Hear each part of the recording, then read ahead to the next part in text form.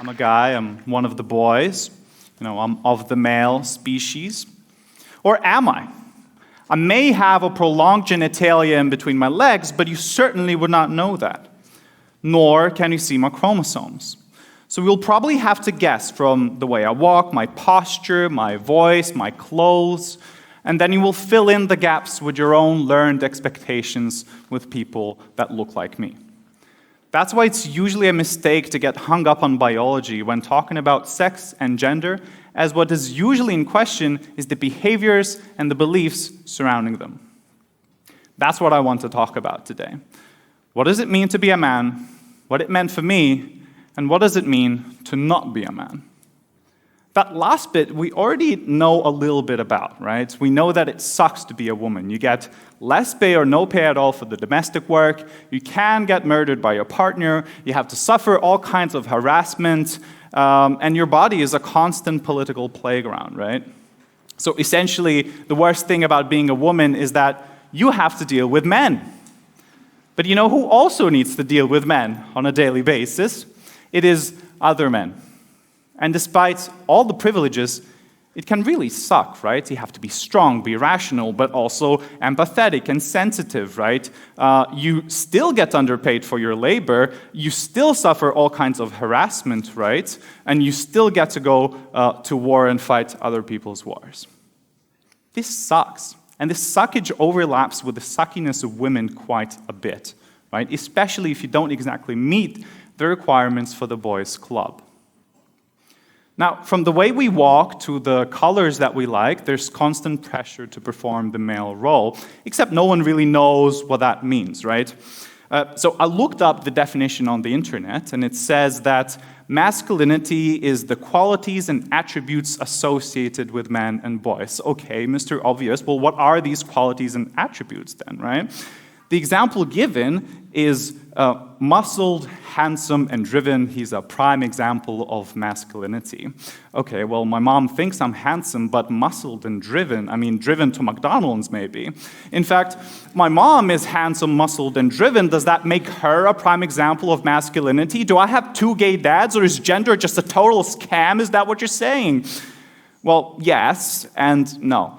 What it actually means is that men and masculinity are two separate categories explaining gender and the expression of gender. It's the difference between being man and being manly, or as I like to put it, the difference between having cancer and the stage of cancer that you're at, which is why I talk about getting rid of both. Now, you all may have some ideas about what masculinity means, though it's important to note that there's no one true masculinity, right? We know this because despite men being biologically rather repetitive, right? In fact, men and women are biologically more than 99% identical, ideas about men vary greatly. Right? We know that it varies across time, we know that it varies across cultures, we know that it varies contextually, and we know that it varies personally, right? So it changes what it means to be a man, it changes throughout the course of one's life. It is that last bit that I want to expand upon. So I have a pretty complicated relationship with men and masculinity. I first saw manhood in my father, or the usual absence of him, because he always worked. And just like most of our fathers here, he was emotionally unavailable, still is. He is strict, he's always tired, always right, never apologetic, sometimes unnecessarily loud and aggressive, but mostly silent.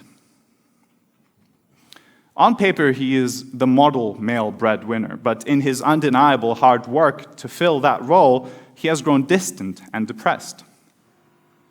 Most of my life, I thought he hated me, and he doesn't even know me that well. Most of my life, I hated him, and I feared not rolling far enough from that apple tree. It was only when I looked at him through a gender perspective, ironically, that I was able to see the person behind it. What I saw was a man who was doing his best with the tools that he was handed down by his own father, who we would deem insufferable by today's standards. My father, whom I love dearly now, suffers from being a man. The boys I met at school did not really help the case of manhood. From around grades 4 to 7, I suffered intense bullying, and you all know what the most popular slur word is for kid bullies, right? The F word. So I was constantly charged with being a homosexual. Don't know what's that about. But I think it says a lot about masculinity, right? The worst curse for a boy is to not be sexually domineering a woman, but to instead have loving emotions towards another man. Blasphemous, right? So the real charge behind this slur is another F word. The worst thing that a man can be is feminine. Those boys also suffered from trying to be men. Now, outside of school, unfortunately, was no better, because I had the terrible luck of getting jumped by street hooligans about 12 times, which has made me hypervigilant about my surroundings. It has made me wary of walking alone. It has made me clutch my keys in my palm the whole way back home. It has made me fear men. Only later I found out that women apparently feel like this all the time. But I had to go through this alone and to make sense of it in my head alone, because God forbid I do the feminine thing and share. So in my head I had two options, right? Option A is that I deserved it, right? I should man up and stand up for myself. This is what I imagine those boys chose before becoming good bullies. Option B, which I'm glad I chose, is that it had nothing to do with me, right? I was in the wrong place at the wrong time, 12 times, sure, where boys were trying to prove their manhood through the only tools that they had. That is domination and subjugation of the weak. They made me suffer because they too were suffering from trying to be men. I owe some of my darkest moments to life to men. So I naturally started thinking, why would anyone try to be one, right? Turns out that many men are having the same sort of similar doubts. Except media has dubbed it a crisis of masculinity, right? Now, there's many explanations for why this crisis takes place, and it has been taking place since we started talking about masculinity as a subject about 50 years ago. So there's many explanations for it, but the crux of it is that crisis occurs when something that appears to be stable and fixed gets replaced by thoughts of doubt and insecurity, right? Now, the current crisis that we're experiencing right now is very similar to the ones that were taking place 50 years ago, but it comes in two very distinct forms, right? The progressive form talks about how men are getting left behind in the workforce, which increasingly favors soft skills. It talks about education in which women partake, stay, and score at much higher rates than men. And it talks about health, right? Citing our dismal life expectancy rates, our suicide rates, and our risk-taking behaviors. It also talks about attitude polls that show that Gen Z men and boys are more likely than baby boomers to think that feminism is harmful. In fact, 1 in 5 young men who are aware of Andrew Tate, looking at you, think of him as favorably. Now, for those of you who don't know, lucky you, Andrew Tate is a former kickboxer who has weaponized masculinity for his own monetary gain. He first made his first million by selling women's bodies online, and then he continues to rake in millions by peddling young disenfranchised men away out of the matrix by doubling down on the most predatory aspects of masculinity and partaking in a glorified pyramid scheme. Now, together with Jordan Peterson, they make up the reactionary or the conservative flank of masculine crisis management. The framing of the issue on this side is that men have been emasculated. They have been deprived of their natural, God-given role in society. They've been feminized by liberals and feminists and the queers alike, and it is proven by dropping sperm cell counts and testosterone levels. Now, it is successful because it solves the cognitive dissonance that men feel when men are portrayed as dominant in a patriarchal society, but feel like they're anything but. Andrew Tate turns a descriptive claim that we live in a patriarchal society into a normative claim that we should live in a patriarchal society, and he claims this will lead people out of the matrix. But if we run with this film analogy a little further, I don't think he's Morpheus. He's way closer to Cypher, right? And if you don't remember Cypher, he's this, coincidentally, a bald, bearded character in the movie Matrix who gets disillusioned by the real world outside the Matrix, so he strikes a deal with the agents in order to betray his friends, get back into the Matrix, forget everything about the real world, and live a comfortable life as someone important, essentially trading the truth for blissful ignorance. That is precisely why the men's rights movements of the past, or Jordan Peterson or Andrew Tate, they're grooming boys towards a dead end. They're grooming boys towards a dead end because they offer no actual change. We already have and have had what they offer for many hundreds of years, right? Even the most moderate of the bunch face plant right before arriving at the correct conclusions because they treat equality as a zero-sum game, as a blanket that can only be enjoyed by either men or women. Now, unfortunately, the progressives also fail at this quite a bit as they talk about reforming manhood into a healthy masculinity. But as my favorite author on the subject, John Stoltenberg, wrote, talking about healthy masculinity is like talking about a healthy cancer, right?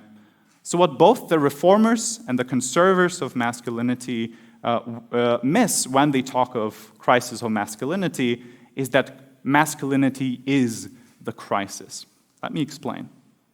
When we divide masculinity into its healthy and toxic forms, we automatically categorize men into the good guys and the bad guys, right? We're activating the same mental scripts that we were taught since childhood to understand manhood through the lens of superior or inferior, better than or worse than.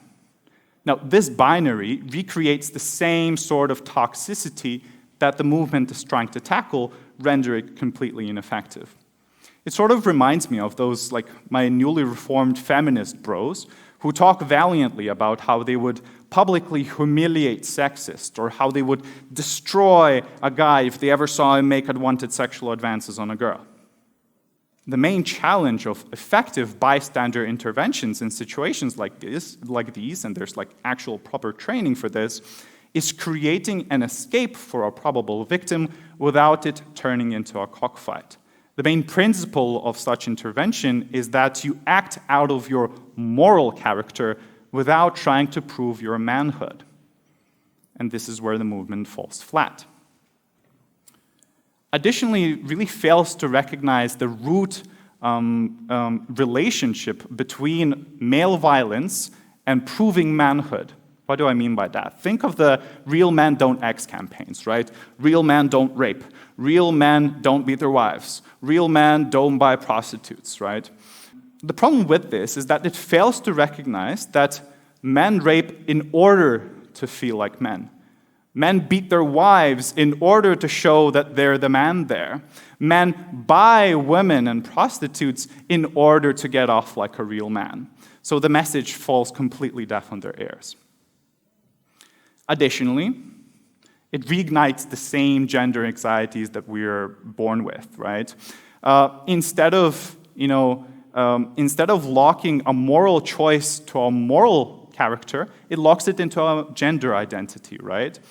It forces the question of, am I man enough? Am I a real man? Instead of fostering genuine moral growth, right? Essentially, what healthy masculinity is, unfortunately, is another boys' club that shields people from any sort of criticism in the trials of masculinity, and it does not prompt any actual fundamental re-examination of our gender systems.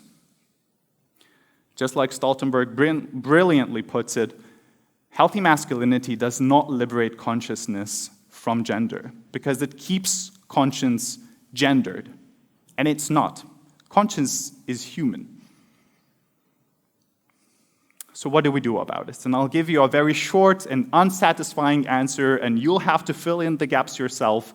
But the short yet hard answer is this: you'll have to be like Neo, who was very much tempted by Cypher's offer of blissful ignorance, right? Of just going back to the Matrix and living a comfortable life, of doubling down on masculinity norms, right? But he ultimately rejected it, instead choosing to fight against the oppression of the machines, right? So, because man is first and foremost a social, ethical, and political construction, we can act against it. We can protest it. We can change. And in fact, we can refuse to be a man. Thank you.